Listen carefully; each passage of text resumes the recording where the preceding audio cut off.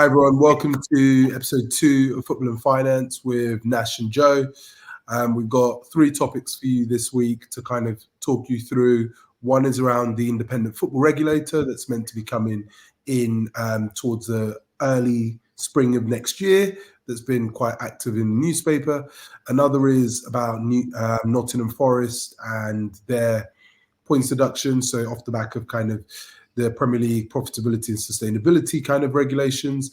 And the final topic will be around our favourite Starboy kid from Haaland, Bukayo Saka's commercial deal with Nando's, and what that means, really. So before further ado, let's kind of jump into it. But Nash, so before we talk about the 3 subjects, how was your week? Good, yeah. Busy with work. Looking forward to the podcast, chatting about these issues. Fair play. How was yours? It was all right. I think it was all right. I think it's like you start to get towards Easter, work starts to kind of ramp up, but everyone's kind of gotten into the double bank holiday mode. But like a lot of stuff happened in football, obviously. Kicked off with the Nottingham Forest thing. Phone was popping off on BT Sport and all the notifications on all the websites. And then you've got the regulators and then obviously the Nando's. That was probably my highlight. I'm looking forward to obviously trying the sauce first of all to see if it even got any spice or kick to it, or is he sold out? But yeah, so I think it was all right. But what was your take on the football regulator? I know this is your world, like not necessarily like the regulating of football, but that kind of legal regulation, safeguarding. What were your thoughts when you kind of saw that? First thoughts was government's got other things to be concentrating on. I'm not gonna lie. What? Cross-party economic crisis, local authorities going bust, poor infrastructure, but cross-party support for football regulation. Yeah, come on, we're all behind it. It's so cringe as well. Just even like we're not touched on it, but just football and politics. Just when you see Rishi Sunak and people talking about the St. George's Cross on the kit, maybe we'll talk about that another time. But just that whole like idea of football and politics where they're trying to be like man of the people and all that kind of stuff just irritates me. But with the football regulator, obviously something that's been talked about for a long time. I think I'd like to say that I thought that the current governance of football, there was enough there that enabled that there didn't need to be a regulator like this that was kind of mandated by the government. But we have it in other sectors. Our biggest, like the biggest regulator we have, the FCA, Financial Conduct Authority, which I think has got 4,000 people or whatever, manages all of our finances and our financial banks and institutions. So, in similar vein, I think that there is a realization that actually the players within themselves can't govern themselves, and they may need someone to act as from that kind of arm's length without bias. However, I guess the idea I thought that was kind of supposed to be the FA, like that was. I was going to ask you that. Isn't that their job? But and the other thing is that we know that politics are and politicians are in people's hands. I think I read something. There was like supposed to be a ban, I think, of certain advertisements in Formula One, and then is it Epstein? Bernstein? It's Bernstein, isn't it? But it's Bernstein that used to be the chair. Yeah. He just slapped some money in them Labour coffers, and all of a sudden it went away. So the idea of like this, everyone's like, it's independent, it's going to have no influence. Yeah, you see when whoever's in government, and you see when whatever like strings need to be pulled, how independent this is going to be. And it's relatively small, and that's another thing where it's like, I think it's another budget of like 12 million funded by the clubs themselves and the kind of EFL football period and Premier League. I think average Premier League club is going to be contributing like 600 grand to this, for the effective running of it. But so there is still the element of actually we're paying for this, so we probably want a say into how it runs, how it works. The powers that they have, I've not got onto that, but the powers that they have really is just trying to protect the Super League, prevent the Super League, and what they think is unscrupulous owners, coming into the league, and then I guess also trying to prevent stuff that's happened where we've seen clubs going under, and whether it's Peri and likes of my hometown, shout out Barbados, Derby almost on the collapse through just poor financial mismanagement, and just like some of the discussions we had around sustainability rules, and we will see in when it comes into force. I just think like most other things, it has the ability to be influenced by the major stakeholders in football already. So how independent is it going to be? Well, what interested in your thoughts?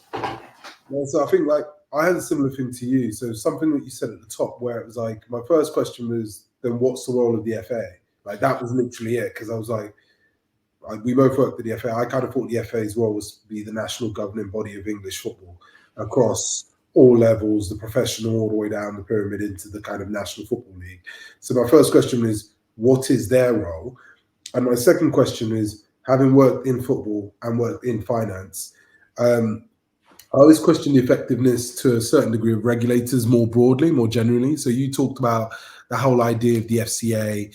You look in America, the SEC, and all the different kind of organizations that kind of legislate and regulate various financial institutions. There's a level of lobbying that large organizations and institutions are able to exert.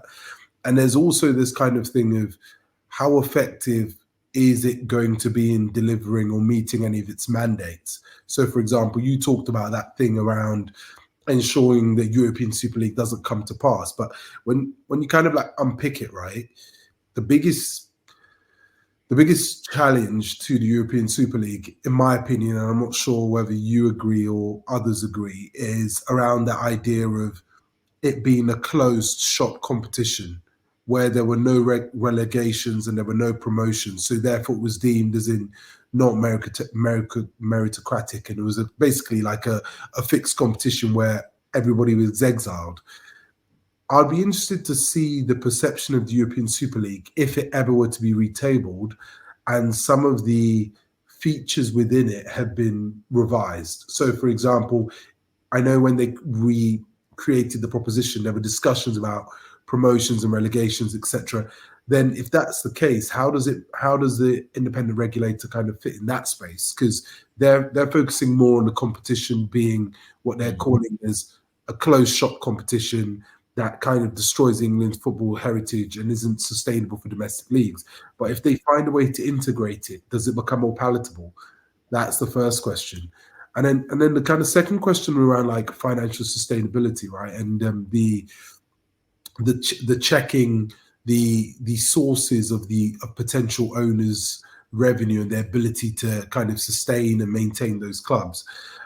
Like we see across football, PSG, Inter Milan, Man City, kind of state-owned or run or funded clubs. I'm not being rude, but if we're going to be doing that, and Newcastle, almost forgot Newcastle, shout out to Nami, but how do you expect to run that type of process or more stringent test on future owners when the Saudis own Newcastle, the Qataris own PSG, the Emiratis own Manchester City or Etihad, etc.? How do you expect to kind of govern a process where you've already got owners who are in breach fundamentally of some of the rules that you're looking to put in place? So are you saying that you're not going to look at those clubs because it's already happened, it's already been done, but you're going to create a new rule for future owners, but clubs that are profiting off that are able to kind of manage that? And then we're both Chelsea fans, I can't be a hypocrite, right? What happens when you're owned by a private equity or hedge fund or an investment vehicle?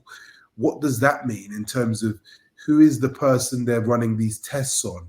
Is it the individual? Is it Todd Bowley? Is it Begdad Egbari?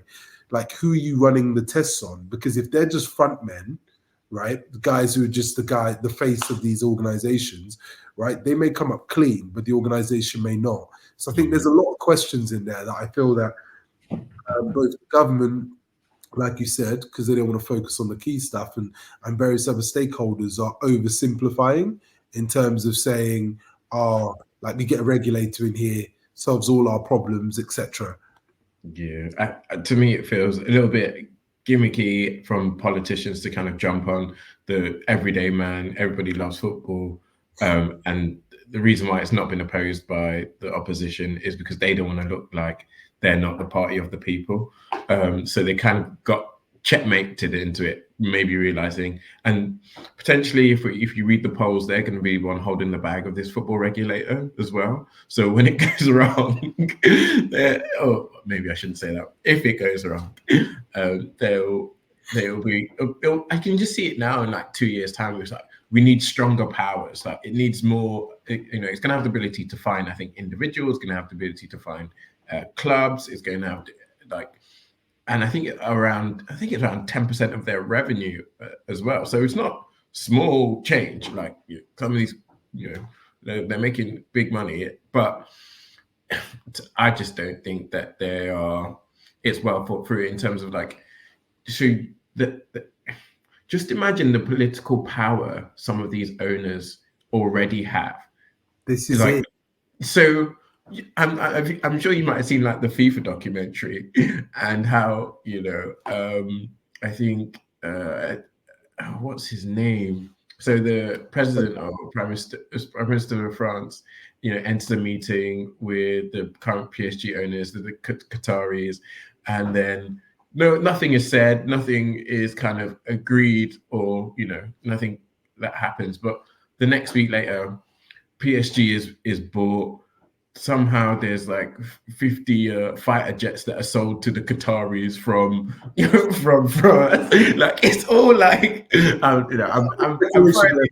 but it's all a bit like and then so when you really gonna what is the regulator gonna do in that particular instance when it's like, yeah, we sold $500 million worth of weapons from us to this owner, and yeah, I just you can easily just see how it would be another form of exploitation, another form of things that could be leveraged by owners, and not necessarily having what we thought the FA was supposed to do already. I think one thing, the fit and proper test, like what happened to the fit and proper test? It's unfit and improper. Should be. I think the thing that's like actually quite interesting about this regulation, right, is you see it across other industries. So you talked about it. So whether it's Ofcom, Ofgem, SEC, various regulatory bodies across industry, because the Premier League will be the only one to have one, it actually, in my opinion, also may put them at a kind of uncompetitive disadvantage, because essentially some of the practices that the clubs at all levels, I think there's 116 clubs it governs from national, EFL and Premier League. Some of those laws and legislations it tries to put in place, for better or worse, for the league and English football heritage, may be in contravention with what other countries are doing, whether it's La Liga, Liga, Serie A, the Eredivisie, etc. So you either need almost a unilateral footballing regulator. Wait, hold on. Wasn't that meant to be the job of UEFA? We'll park that to one side. Or a global footballing regulator or covenant or institution. Wait, wasn't that meant to be FIFA?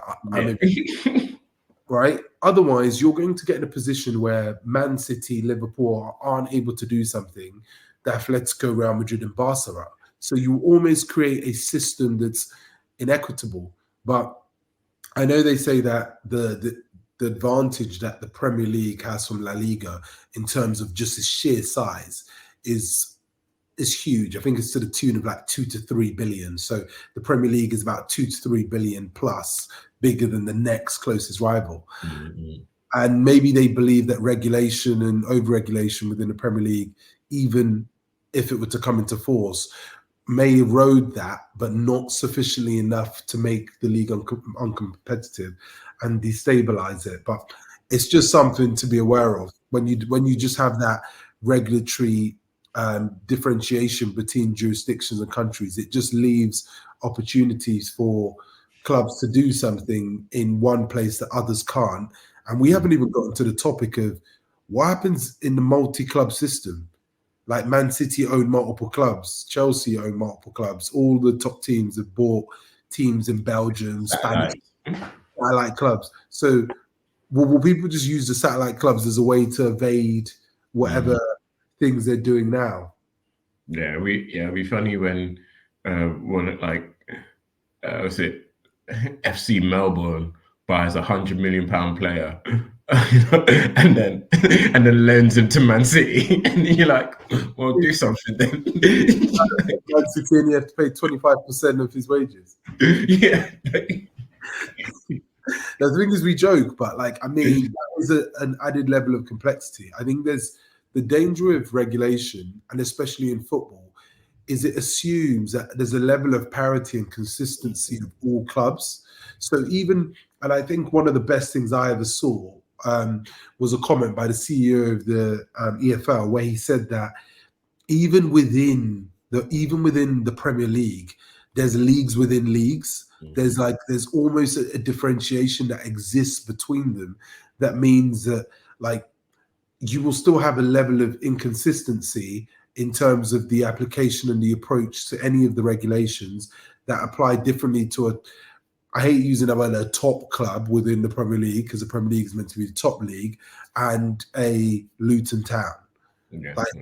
Invariably there will be. And I think the last thing I wanted to kind of touch on is I'd like to get your thoughts on. So I heard like everybody's been saying, or not everybody, I'm being unfair. The thing that has been said about the independent regulator is that the real reason it exists is not for a strength and owners directors test. Because if the FA couldn't do it for years, I know the Premier League, I'm trying to see how a body with £10 million a year to help 116 teams are going to be able to do it on that shoestring budget. But the real reason is actually the backstop powers around financial distribution between the Premier League and the EFL. So basically, what it will do is when both parties fail to agree a new deal, the regulator can basically is a mediator to ensure that a settlement figure is reached. And that may actually be the true reason. I obviously saw this and I thought, do you think the Premier League would take a decision from the regulator as final? Would you not see this being escalated to European courts, international courts? Yeah. As like, a fairness, competition rules, whatever angles. You've got some guys who've got some clever lawyers, and just burying the government in it would be, the government's got money too, but in terms if it felt like an unfair deal was sought, I can see it like not taking this lying down, and essentially it does feel like the Premier League does have the leverage over the EFL because of the amount of revenue that it generates and the TV deals and the broadcasting rights. And I can't see a situation. I think they have to be happy with the deal, and that's almost the privilege of getting to the Premier League. like you have that power, you have that leverage.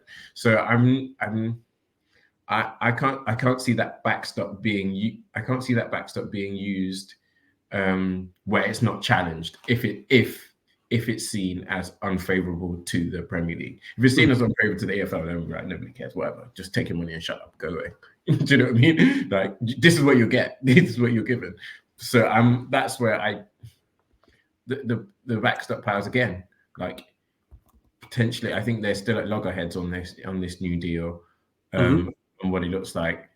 Probably going to be a decision for the next government, realistically. So you don't think that the Tories will hold on? I mean, I didn't say it could be the next iteration of this government. It could be like I just said the next government for them to think about. I just can't see what does that do you think that power would not be challenged? I think it would be challenged. Like, I think then that questions the effectiveness and the integrity and the spirit of which the independent regulator was brought in. But I think actually what's quite interesting is that last point that you kind of mentioned, which takes us on to the second topic about like almost being in the Premier League will grant a club a certain privilege that just doesn't exist in the EFL and within the kind of National League and kind of semi-pro and amateur part of the game.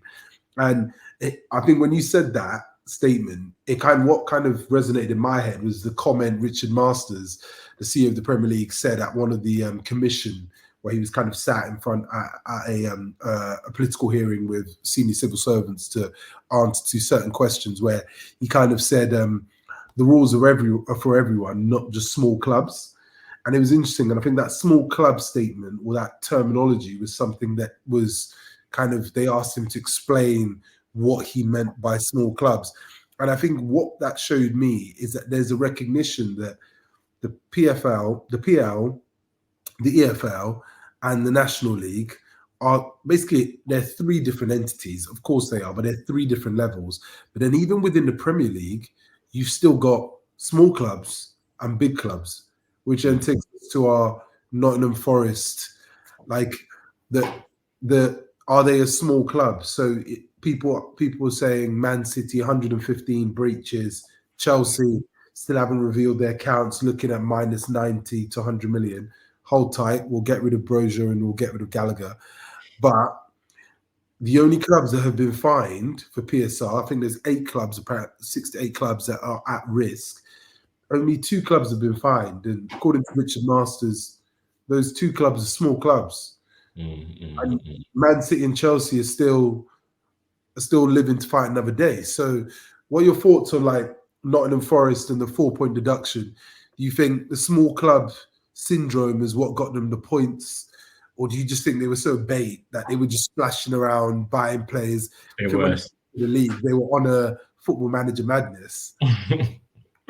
Yeah, they were splashing the cash, but it's so difficult because everyone will be out there saying, you know, you get promoted if you don't splash the cash, you're going to get relegated pretty soon. You might hold on. No, they signed like 20. They're like 26 players. They were going in, like their whole squad, their whole firm was different, and so I can see why they got there. But and who did they try to sell? That was, I guess, to try to balance the books. Is it the guy that gone to Spurs? Yeah. So that was actually quite interesting, you know. So the Brennan Johnson, so they put that forward as mitigation. Yeah. Overspend. It was outside of the reporting time. Essentially, what they were trying to say as well is that, and just that if they'd have sold him earlier, they would have got less money. Yeah, but that's circumstantial. And so they sold him later, and Tottenham were waiting for the Spurs money, for the Kane money. Yeah, and then so they got better money. I think that the transfers are so fluid, and form in football is so fluid. And remember that like every position in the Premier League is 3 million. Yeah, 3 million. So if they had like an amazing year, like they signed these 22 players and they finished like 8th, and that sounds unrealistic, but there's teams who've come up and finished top 10. There's teams who come up and finish top 10. But they have Premier League pedigree though. These teams, unless you have these fluky clubs, they are teams. Yeah, I'm saying you can fluke it for 1 year, and then remember every place you got like 3 million. So that would have been like 30 million above what they would actually get just for being in the Premier League. So like you can't. It's, I think in some ways when we talk about this, like it might start to stifle some of that entrepreneurship, stifle some of that risk-taking behavior. And it's like risk-taking behavior is what advances technology. It advances fields in every sector. It advances like gambling, I know, in a weird way, or betting on something, or, you know, investing in something, knowing that it can go up or down, is something that drives performance, drives excellence, drives technology. And I can see a point where it's almost like the cards are so stacked against you that less and less teams are even gonna not do what they did, because what they did was ridiculous in signing like 20 odd plus new players, but they're just not even going to bother trying anymore, because what's the point? And then you get what you didn't want in the first place, which is, the big clubs kind of just splashing the cash out they want to, taking the points reductions if they ever get to them when they're buried in legal proceedings. So it's a tough one though, because I think all banter and jokes aside, now I know like you and I were like, they signed like 20 odd players that they were playing FIFA Career Mode Season 1 or Football Manager, but I didn't know this till like I did a bit more digging, that when Forest went up, actually a lot of the players that they went up with were a hybrid of like loanees, so they were loaning from other clubs, or their contracts were being run down. So by virtue of actually going up into the league, they were always going to have a natural churn of players. I think maybe what grabbed people's attention was that transfer window as a whole in the Premier League was quite a quiet one. Like there were maybe 6 or 7 clubs driving the transfer market, and no one expected Forest's lips and name to be near that top of that discussion. And the fact that they were there is what drew attention. So I think there's that component. But I think the other thing was what it shows about the kind of Premier League profitability and sustainability roles is the calibration of the calculation. If you go up, is almost like, because evidently it's done in 3-year cycles. Like when we were chatting previously, like we said, it's like you can lose 105 million over 3 years. That's 35 million a year. But if you spend 2 of those years in the EFL, in the Championship, and 1 year in the Premier League, or whatever that combination is, there's almost not a formula that's been preset that works effectively enough. It works effectively for like 15 teams who just stay in the league, finishing their position. But for that 5 that are on rotation, it actually becomes quite complex. Well, this is what Leicester are saying, basically, isn't it? Like, they didn't see themselves in that 5 who were going to drop. They didn't see themselves as, serial European qualifiers for the years that, before they went down. Finishing top table, obviously won the league whenever, couple of years back. I'm just saying it flippantly like that. Arsenal ain't won one in 20 years. Okay. But I'm saying, like, they didn't see themselves in the situation where they weren't going to get, be in that top 10. And then all of a sudden the form was going crazy. And this is why I'm saying, like, that's what's led to them, or I would say that's what's led to them, because you can look at clubs like Leeds, who might, then they weren't in the same position as Leicester, but they had been in the league for a couple of years, doing reasonably well. Every year it was like, make sure you don't get relegated, and then whatever added is a bonus. But big club, big fan base, all that kind of stuff. But they didn't really invest as much as Leicester did in that transfer window, which he feels has led to them. I think after they sold, after they sold Chilwell, bought Fofana for like 30 million or something like that, and then they kind of splashed out some other people who nobody will remember. I think they bought a centre back. None of them really did anything like. Yes, they've spent maybe 70, 80 million, but had they stayed in the Premier League, like, they would be, the next couple of years' earnings would be fine.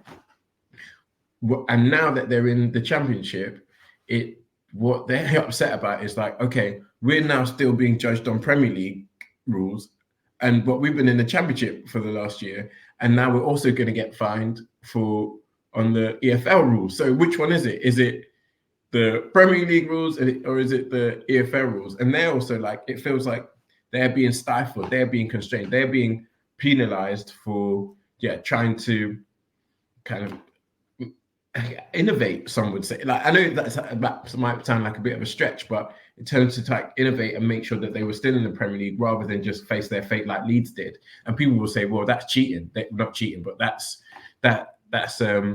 you broke the rules. Yeah, you broke the rules. Leeds didn't, and therefore Leeds aren't getting fined, and you are. But it's difficult because you got to plan ahead. Like, and football's so fickle, boy. I find, but this is where I kind of feel like the the profitability sustainability rules have been created in a way whereby they don't understand the nuances and dynamics of the clubs. And this is why the rules as they kind of set out can be quite arbitrary, easily circumvented, hard to penalise. Because I look at what's happened to Nottingham Forest, right? So they've spent large amounts of money to kind of stay in the league. It's notoriously known that it's hard to stay in the league. Once you kind of break that 2-3 year duck of being able to stay in the league, you don't become an established team, but it does become a bit more comfortable. Like you become a Brighton whereby you start to build roots, or a Palace, and it becomes more, it doesn't become difficult, it becomes harder for you to go down. But I think what it doesn't also take into consideration is the point I've always felt when we talk about the profitability, sustainability rules and financial fair play. I don't think that those regulation or legislation in their current state accommodate for the increase in transfer fees. Like I look at some of the players at Bournemouth, like you were joking earlier, that Bournemouth, when we were chatting offline about their academy, that Bournemouth are signing. They're signing players from Villarreal costing 25, 30 million. Like I'm not, whilst financial sustainability is credible as some form of a moral virtue, there's always a need for it being dynamic and not rigid.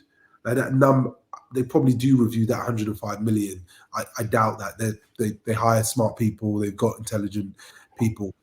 But I just don't think they actually look at all the 20 teams, look at the average price per position, exclude anomalies. Like, so for example, Chelsea's 105 million for freaking Enzo Fernandez and Moises Caicedo, and actually take the average of that position for your average centre mid, centre defensive mid, left back, right back, and actually look at what that costs and say, actually, you know what, signing an elite number 9 is 50 million. So not elite, signing a decent number 9 in world football now is 50 million. Like signing a decent goalkeeper. We bought what, Brighton's third choice for 24.5 million. You're not getting these 8 million Petr Cech deals from Rennes anymore, etc. So it actually calibrate that and model what that number should be. And whether or not, it sounds bad, whether within the league you need to have different losses allowed for clubs. And I'm not saying Arsenal have more than Chelsea, but I'm saying like acknowledge that if you're coming up into the league, you are probably going to be spending more to just stay where you are than to actually progress up the table. Do you think it's more of a like, obviously this is kind of a retrospective model, isn't it? It's looking back over your 3 years accounts and going, oh, you messed up there, you messed up there. Do you think there needs to be more of a forward planning model, which is like, okay, this is going to be what your limits are maybe for this year, like you have meet with the Premier League or whatever, and together then, you know, everybody sets the bar of what can be invested proportional to whatever it is. I don't know. I've talked about kind of broadcasting rights or and then have certain things discounted for that, so that it takes account of individual situations. So if you have been recently promoted, you might get a bit more. So it's like dynamic, you know, it's not so static. Or if you, you know, maybe obviously for winning the Champions League, you have, getting qualified for Champions League, or maybe it's other domestic competitions which provide greater incentives for teams to be involved in them, that you like, because nobody actually cares about winning the FA Cup. The prize money doesn't slap the same way it doesn't. Sorry FA, but like you see it when people are longest running competition in world football. Like that. But what might make a difference to some of these owners and teams is if they, okay, we'll increase your profit sustainability margin by X percentage, because then they know they can go out and buy the Caicedo, the Fernandez, you know, those sorts of things that might help. And said, where you're actually looking at it, so you're thinking about, you're setting your thresholds at the beginning of the season for the year ahead. You're not looking back at like 3 years down the line going, oh, you did that and you did that there and you did that there, and then every man and their dog is saying, yeah, but you don't know what was happening for me at that time. Like, I was struggling. I was down on my luck. I was on my arse. Like, I needed help.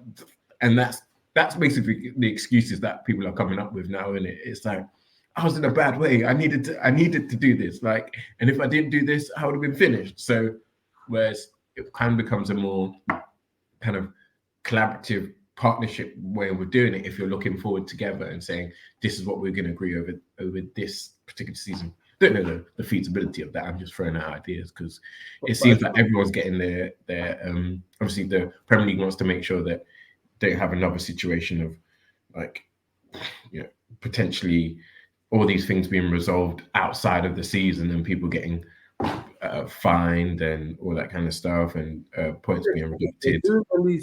At least they're moving it quickly. So like, so they're trying to get it. They're trying to get it rapidly.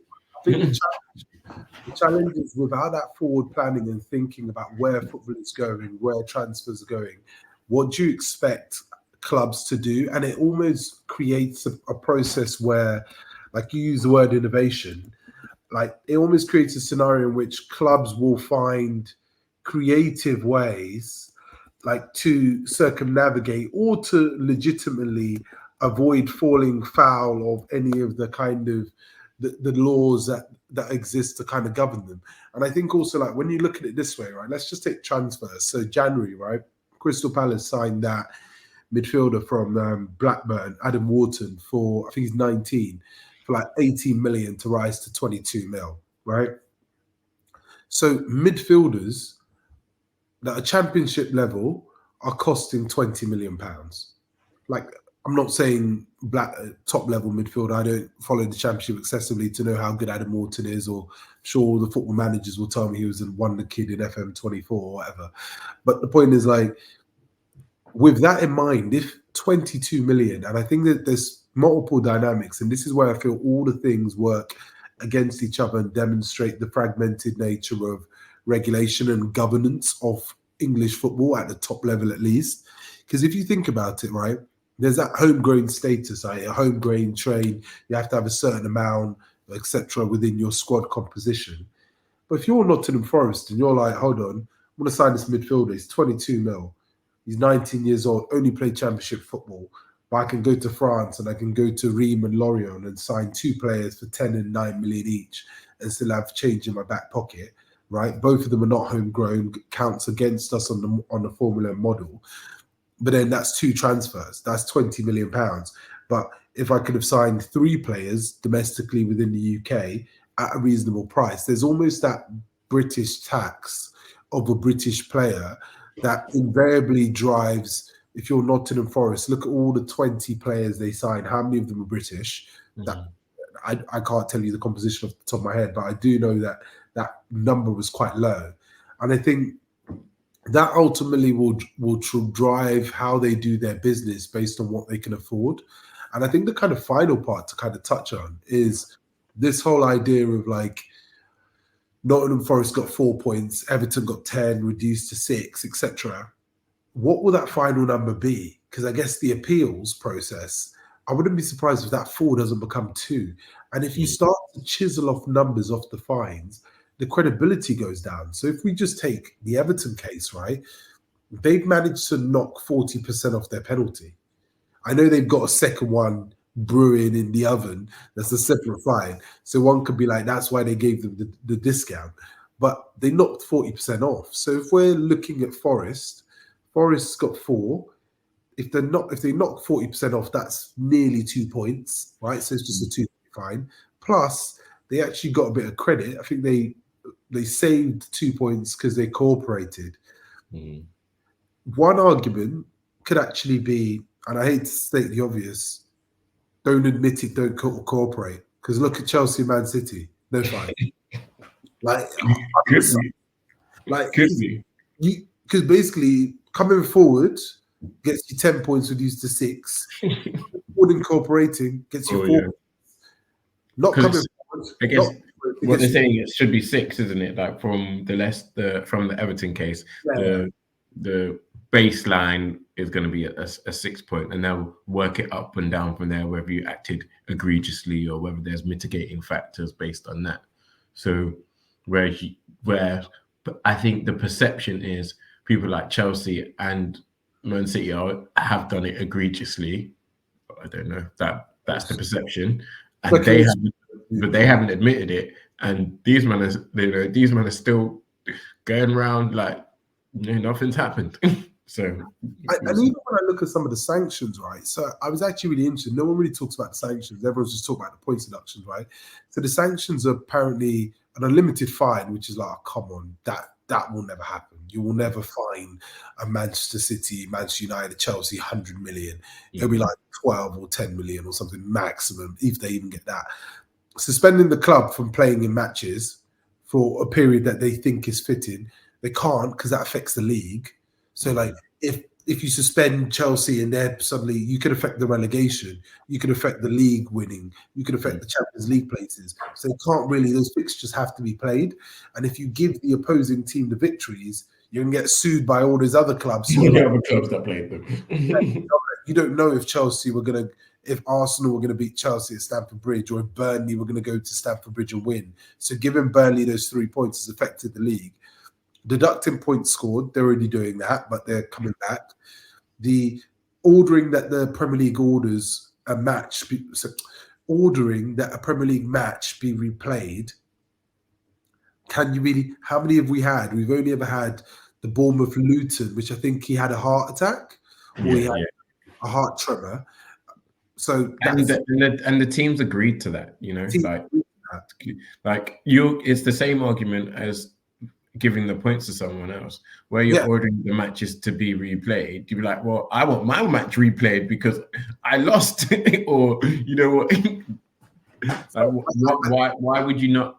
Why other teams would be arguing as to why they are not giving the opportunity for their matches to be replayed? So that doesn't make sense even to me. But. And then the last one expelled them from the league. I'm like, really? I've been hearing all Chelsea and United and Chelsea and Man City's they could get relegated to the Championship.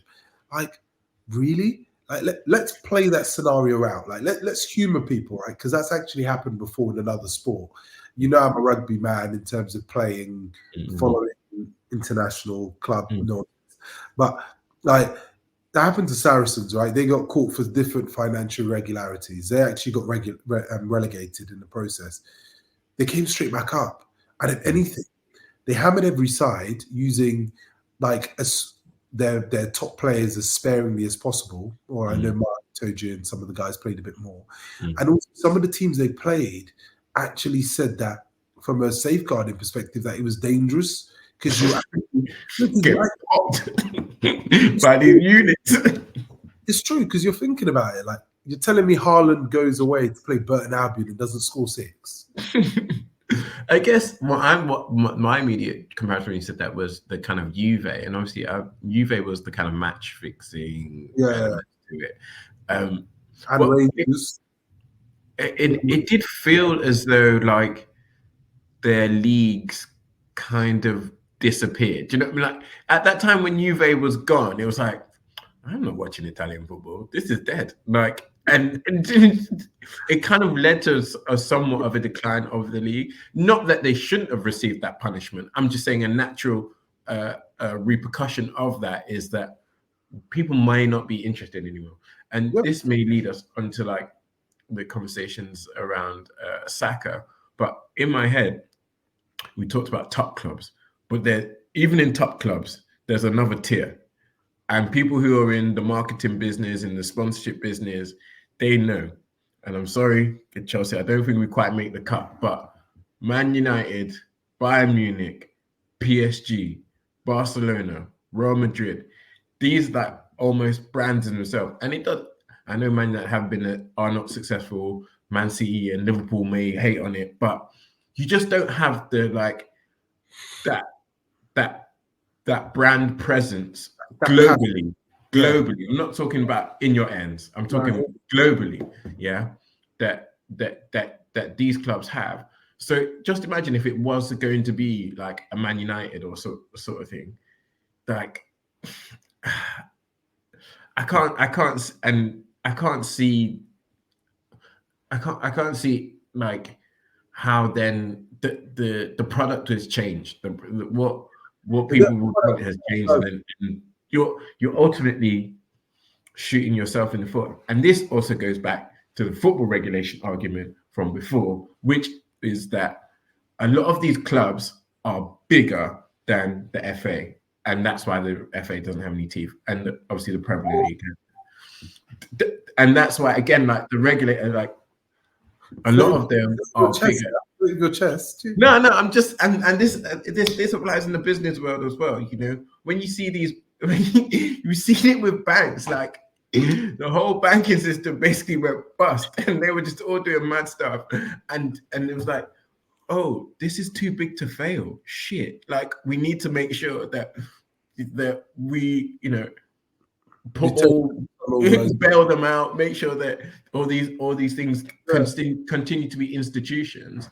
And I think that's the word. Yeah. They're institutions. I think that's where a lot of the football clubs are. And but when it comes to like the smaller clubs, like not smaller clubs, but like Peri, yeah, it was a tradition, and it meant a lot to people in the community. It wasn't an institution like these other. And when you start messing with the Man Uniteds and, you know, these like top echelons, they're institutions, and they're propped up not just by like history almost. It's something more significant to that than that, I would say. They're socio-political, they are economic, they are, you know, religious in some ways. Like it's more than just ties to the areas they're in. They've got embedded ties in a way to local businesses, to community. They're large sources of employment for some of these, and often in kind of less socioeconomic or a bit more deprived areas than others. But I agree with those that sentiment about institutions. Kind of like, I think what you're trying to say, but you're not trying to say it too harshly because you have too many friends that support Arsenal, is the fact that Arsenal's not an institution is why Bukayo Saka's getting Nando's commercial sponsorships able to pick up. Hey, I love some peri sauce. It's supposed to be sweet, spicy, and something else. I'm looking to get it. No, the thing is though, like, I know we're joking and jesting. Obviously, shout out Bukayo, like massive, like any type of commercial sponsorship. Yeah, or get your money. massive respect, and we're jesting. But I do think it does raise that question about within clubs, and I think us as football fans never want to accept that. As much as we may mock sides like United, there is a pedigree and institution that they have built up through the years that, regardless of what we have done, it will still take decades to pass. So, like, it will take another 4 league titles, we've got 2 Champions Leagues. I think they've got 3. Another 2 Champions Leagues, another 4 or 5 league titles over the next 10 to 20 years for us to become seen in the same way. And I think the marketing and branding angle of some of these clubs, like as almost licenses to print money, has elevated the clubs and the players to a level that the commercial sponsorships and partnerships they're able to get are just greater. So even when United aren't doing well, one of the commercial partnerships and opportunities their players are able to get will be greater than Bukayo Saka's by virtue of the institution that they represent rather than the ability of the player. Yeah. And I haven't seen all the details of obviously Bukayo Saka's Nando's deal in terms of what that means financially. I know he's obviously come out and said that he eats there, loves the food, massive regular, like, which I can believe. Like, he's posted quite a bit about it prior to the deal. But the question, brand ambassador for it now. But he was at Real Madrid. The question is, would he be getting Nando's or better? Or would he still be getting Nando's, but because Real Madrid is the institution and what they stand for globally, they own a basketball team, they own various different sporting franchises, means that this would probably be not even a back page story news because the sport's on the back, but get buried somewhere in the middle, and his partnership with whatever AP or with Patek Philippe would actually be the thing that was carrying? One, I think a lot of people, maybe more than before, think about brand alignment. So Yep. Saka kind of fits the cheeky Nando's type of guy. Like the advert's funny, like well, the advert's nice. Like he fits that mold.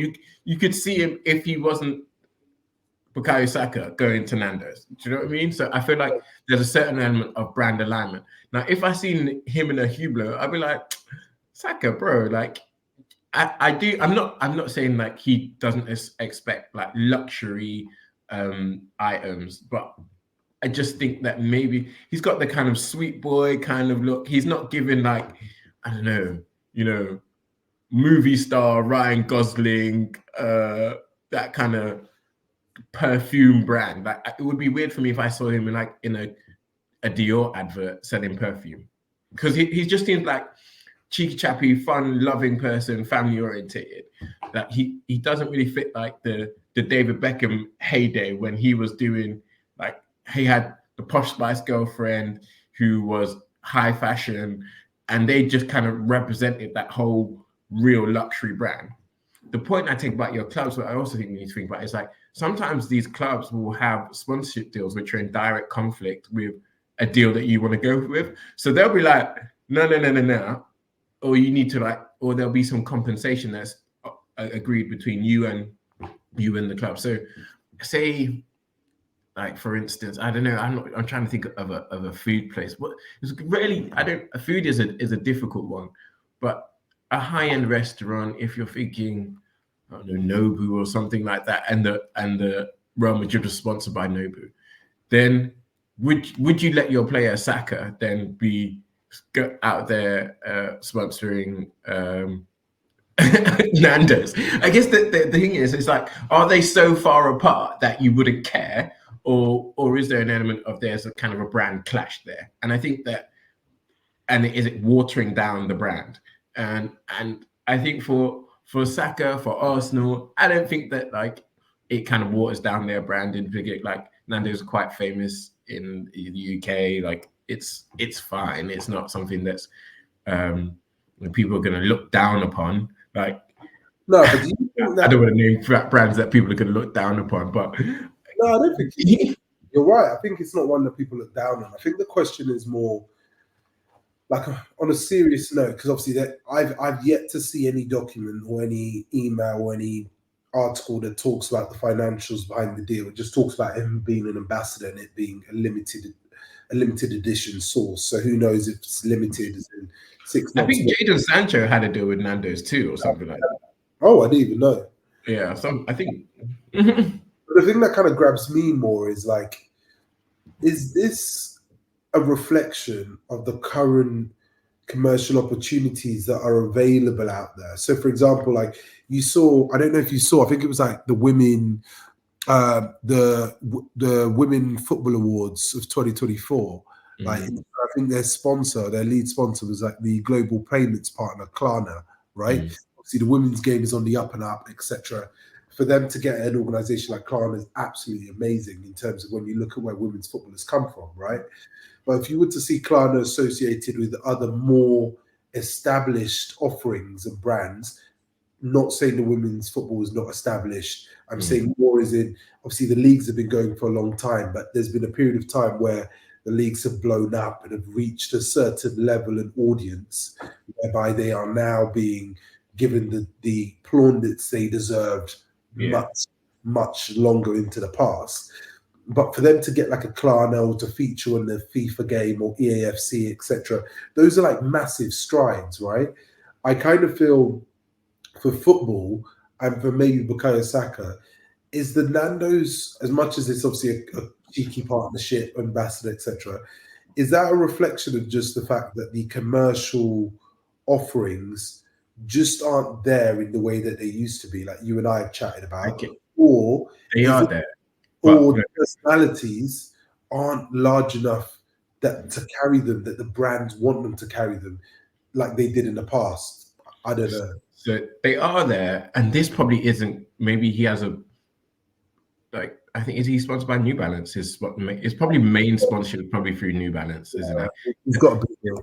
And it's going to provide him with revenue, if he retires, with a lot of these deals. So I was looking at Cristiano Ronaldo's deal with Nike, £1 billion for his life. Messi, 12 million a year. That's like if he did 60 years, hey, my goodness, 720 million. Yeah, mad money.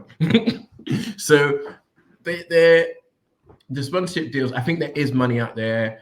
Messi and Ronaldo, obviously, their level of talent, consistency, reach. I think Ronaldo has 500 million followers, and part of it is like it's going to be out there for the reach you have, and maybe some of that sponsorship money is no longer going to Premier League footballers; it's going to Premier League influencers.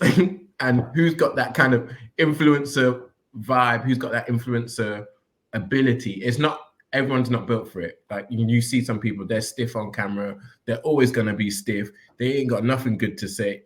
No, nothing good to say. They're just meat and two veg. Yeah, they're corned beef and rice. Like they get the. But my worry, not really giving any extra sauce. That's who they are. So I think my worry for some of the players, right, is if you think Bukayo Saka's probably got one of the largest personalities in the league, and you could say to some extent he's the face of the league, right? So I think I was checking earlier. So he's got something like 6 million Instagram followers, right? How many do you think KSI has? The hundreds of millions.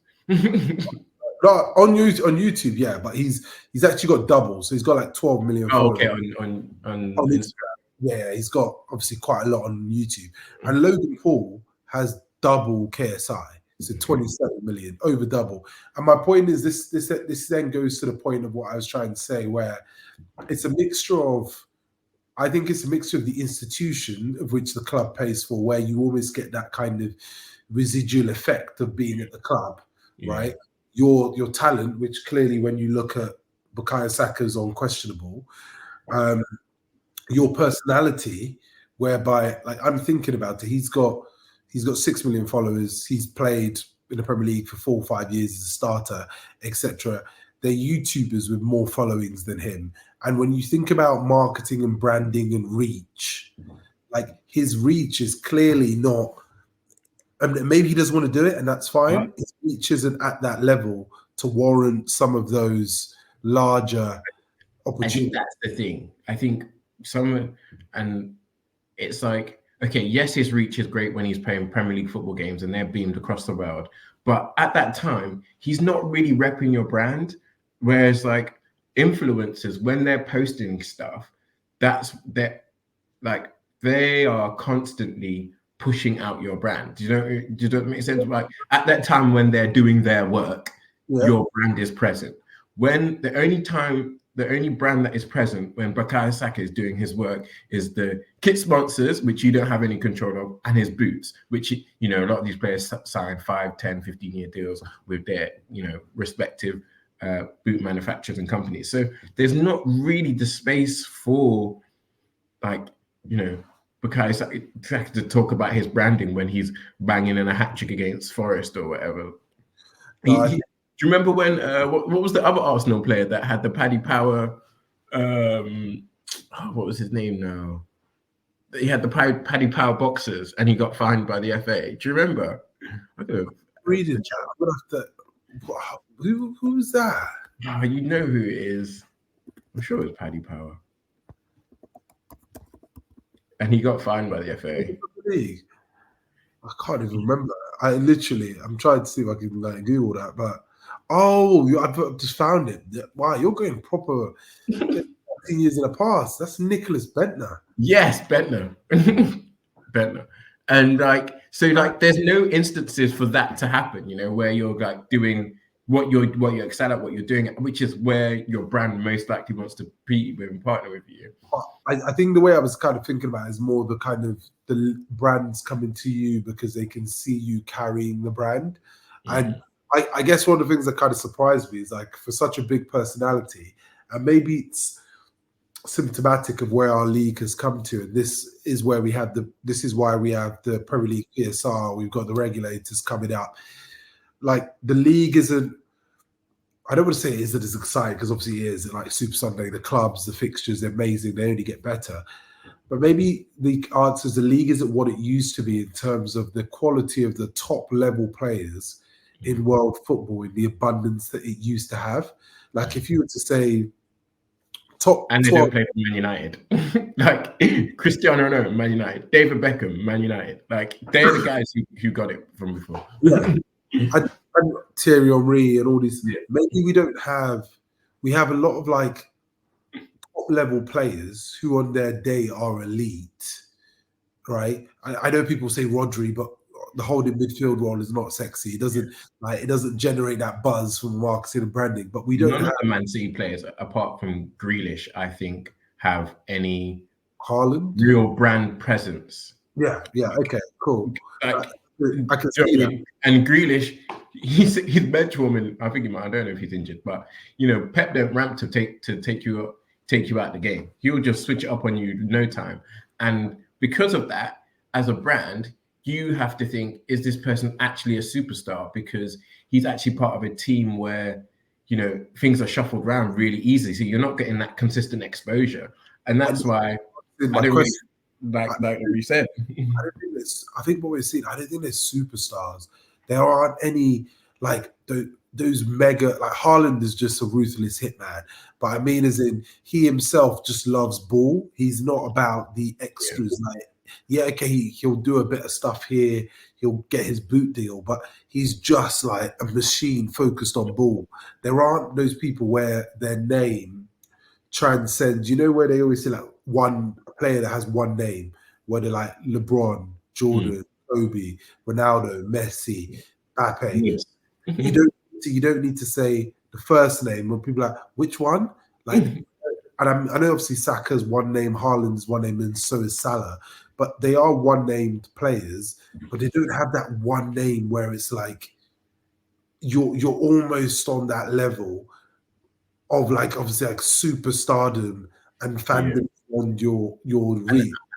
We were talking offline about this, but I do think Salah has that, but probably just not in Western markets. Yeah, I think his reach in Asia, Northern Africa, the Middle East is probably much, much higher, and the stock and his level of brand attraction is much, much higher than he probably does have here.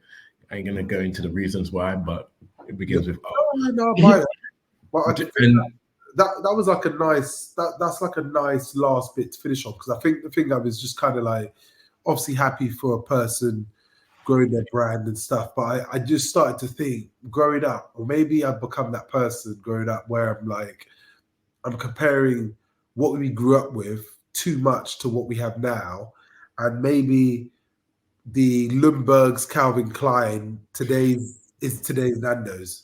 I don't know, but maybe. Or maybe I'm forgetting also 22. Is that the money could be relative to what it was then? We just don't know.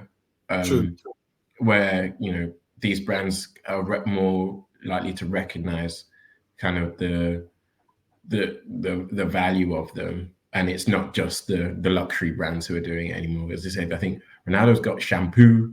I think there's other players who have. I think everybody's remember. I think we were thinking about like the kind of Galactico adverts with the Pepsi adverts and with the Ronaldo, the Figos, the Ronaldinhos, all in the advert, and those adverts just used to be everywhere and parked, and now it's literally just like, hi guys, welcome to my channel. Here's my brand. Today's channel is sponsored by whatever, and that and you pay either an influencer, micro influencer. It could be in League Two. Could be a League Two guy who's like puts all of his stuff out on social media.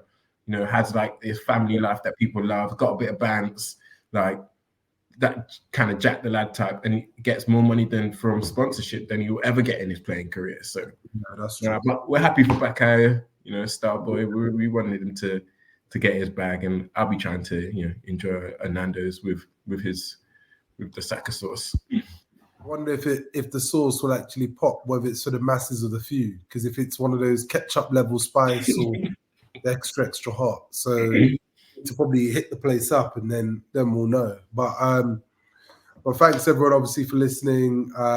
Hit the like button, subscribe, comment. We're doing this every week. Talk about any topic within the world of football and finance, without agenda, without conflation, just kind of stepping through it, getting people's thoughts, getting our thoughts. Nash has already kind of cussed out to a certain degree one of our previous employers in terms of some of his comments and feedback. But I guess we're just trying to give you the raw, uncut truth, or our truth, whichever it is. Yeah, thanks, guys. Appreciate you. Till then, we'll see you lot next week.